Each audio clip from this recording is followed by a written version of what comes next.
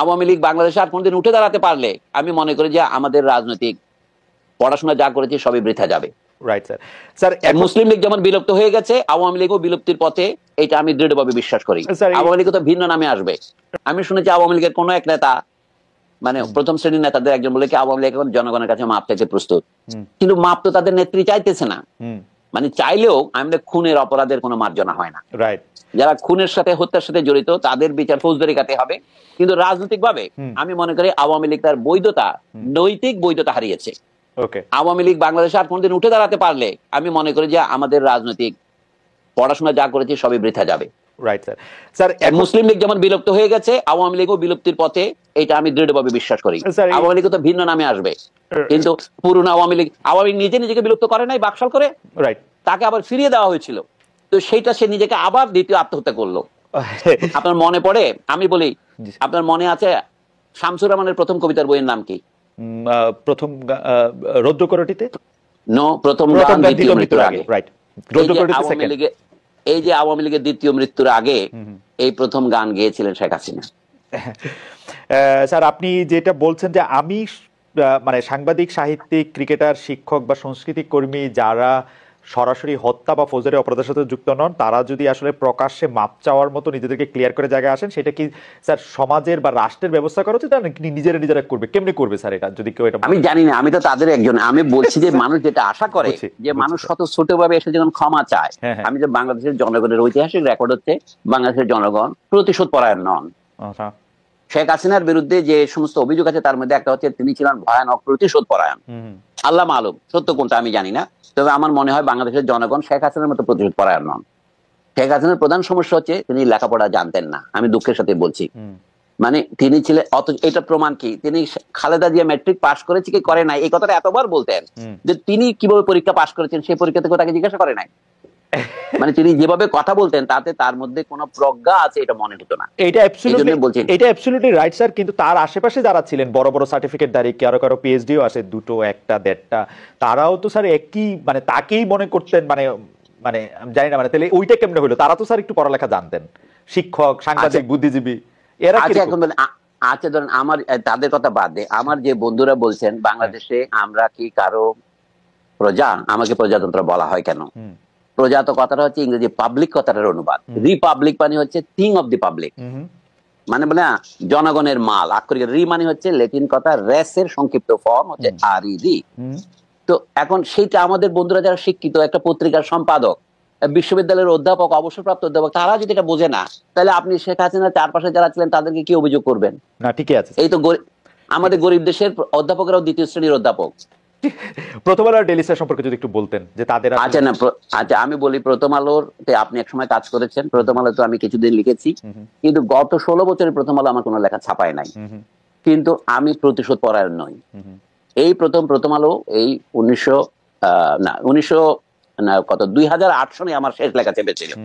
16 বছর পর এই 2024-এ আমার একটা ইন্টারভিউ তারা প্রকাশ করেছে, আমার কোনো খবরই ছাপতো না। কিন্তু তারপরেও আমি মনে করি প্রথম আলো হচ্ছে আমাদের দেশের যত পত্রিকা আছে একটা ইনস্টিটিউশন হয়ে দাঁড়িয়েছে। তার বিরুদ্ধে যারা আক্রমণ করছে এটা আমি সমর্থন করি না। তাকে আমরা সমালোচনা করবো, পত্রিকাকে পত্রিকা আকারে সমালোচনা করবো। সে যে সমস্ত ভুল করেছে সে তো নিজে আত্মসমর্পণ করে বলেছে সেগুলো। তারা গত সামরিক সরকারের সময় দুই নেত্রীকে সরে যেতেই হবে ইত্যাদি লিখেছিলেন, পরে তিনি তার ভুল উপলব্ধি করেছেন। এখনো তা প্রথম আলো একদম নিখাদ আমি এটা বলছি না, তার মধ্যে অনেক খাদ আছে, কিন্তু একটা পত্রিকাকে মানে আক্রমণ করার জন্য তার সামনে গিয়ে গরু জবাই করতে হবে, এটা আমার মনে হয় সঠিক পন্থা নয়। গরু জিনিসটার একটা ঐতিহাসিক প্রতীকী চরিত্র আছে উপমহাদেশে। ভারতে কোনো মানুষ গরু কোরবানি করলে অথবা গরুর মাংস ট্রেনে পাওয়া গেলে তাকে পিটিয়ে মারা হচ্ছে, এই কাহিনীগুলো খবর হয় নাই? এই সাম্প্রদায়িকতা উস্কানি দেওয়ার মতো একটা প্রতীকী ঘটনা কেন আমরা ঢাকায় ঘটাবো? যারা এই পরামর্শ দিচ্ছেন তারা কি খুব বিবেচনা শক্তির পরিচয় দিচ্ছেন? কিন্তু ঢাকায় তো স্যার গরু জবাই করাটা সাম্প্রদায়িক উস্কানি না, কারণ আমরা এখানে নয়, সেটা নয়। অর্থাৎ প্রথম আলো এবং ডেইলি স্টার ভারতীয় দালাল, ডেইলি স্টারকে দিল্লি স্টার বলা যায়। সুতরাং ভারতীয় দালালদের বিরুদ্ধে গিয়ে আমি গরু জবাই করে তাকে প্রতীকী যে আপদ করবো, শব্দগুলির মধ্যে তো একটা প্রতীকী তাৎপর্য আছে। এটা যারা প্ল্যান করেছেন তারা কিন্তু এটা ভেবে চিন্তাই করেছেন না। কিন্তু স্যার অনেকে আবার বলছেন যে প্রথম আলো সম্পাদক বা ডেইলি স্টার সম্পাদক, আপনি ঠিকই বলেছেন স্যার, 2008 সালের পর থেকে আপনার লেখা ছাপে না, আরো অনেকের লেখা ছাপে না, তাদের সাথে কোন রকম মানে সেই প্রসঙ্গে স্যার না যায়, কিন্তু ঘটনা হচ্ছে যে প্রথম আলো বা ডেইলি স্টার এটিকে খুব উইটি হিসাবে নিতে পারতো কিনা, আরেকটা গরু দিতে পারতো কিনা, যে এটিও জব করে না। আমার মনে হয় সে অতটা উইটের অবকাশ তাদের নাই। আমি আমার কথাটা বললাম একটা বোঝার জন্য, প্রথম আলোকে সাপোর্ট করার জন্য তার পক্ষে গিয়ে দাঁড়িয়ে একটা স্লোগান দেওয়ার মতো আমার মেজাজ নাই। কিন্তু একই সাথে আমি বলবো কি, যেহেতু আমার সাথে প্রথম আলো ভালো ব্যবহার করেনি, লেখক হিসেবে আমাকে সমাজ থেকে একেবারে প্রথম আলো মুছে দিতে চেয়েছিল। যদি আপনাদের এই টিভি টক শো আর এই ইউটিউব না হতো, আমি হয়তো বাংলাদেশের থেকে চলে যেতাম, মানসিকভাবে চলে গিয়েছিলাম। তবু আমি মনে করি যে এই প্রতিশোধাত্মক ব্যবহার সঠিক নয়। আমাদের দেখতে হবে আমাদের জাতীয় কল্যাণ। প্রথম আলোতে আমি বহুদিন দেখেছি, আমি শুধু সেই কৃতজ্ঞতার জন্য বলছি না, প্রথম আলোর মতো একটি ভালো পত্রিকা করেই আপনি প্রথম আলো জবাব দিতে পারেন। আচ্ছা, তারা কি আনন্দবাজারের বিরুদ্ধে তারা কোনোদিন কিছু বলেছে? আনন্দবাজার যে সমস্ত খবর প্রকাশ করেছে, তসলিমা নাসরিন বলেছে বাংলাদেশে হিন্দুদের উপর অত্যাচার করা হচ্ছে, লিখেছে তসলিমা নাসরিন। তসলিমা নাসরিন কি আনন্দবাজারে প্রকাশিত হয়েছে বাংলাদেশে হিন্দুদের উপর অত্যাচার করা হচ্ছে? এই ধরনের সাংবাদিকরা যে আনন্দবাজার করে, প্রথম আলোর প্রধান ত্রুটি হচ্ছে সে আনন্দবাজারকে নকল করে।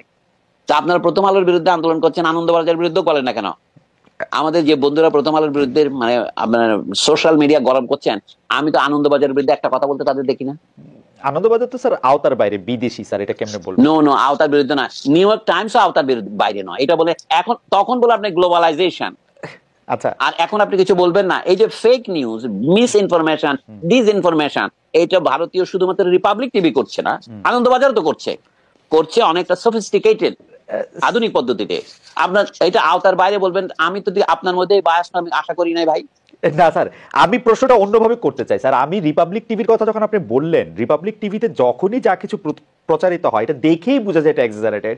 কেউ কোনোদিন, এমনকি ভারতীয় লোকজনেরা রিপাবলিক টিভিকে কখনোই মানে খুব সিরিয়াস হিসাবে নেয় না। আমরা কেন ভারতীয় মিডিয়াকে এত সিরিয়াস ভাবে নিব? বা আচ্ছা, ভারতের হিন্দুস্তান টাইমস অথবা দি হিন্দু, এইগুলি তো আন্তর্জাতিক খ্যাতিসম্পন্ন পত্রিকা, তাই নয় কি? রাইট।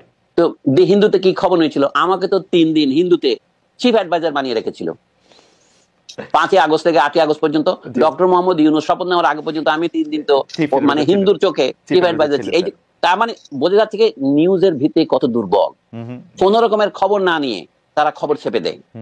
যেহেতু হিন্দুতে ছেপেছে, সারা ভারতে বিভিন্ন পত্রিকা অন্যান্য হিন্দি ভাষায়, অহমিয়া ভাষায়, উড়িয়া ভাষায় ছাপা হয়েছে।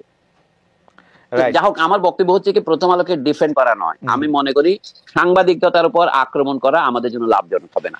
সাংবাদিকতার সমালোচনা করতে হবে সাংবাদিকতা দিয়ে, মিথ্যা খবরের সমালোচনা করতে হবে সত্য খবর দিয়ে। আমি বই ব্যান করার পক্ষে নয়। পত্রিকা এই যে প্রথম আলো ব্যান করতে হবে যারা বলছে, এগুলো হচ্ছে উগ্রতা, এটা সঠিক হবে না। আমি জাতির স্বার্থেই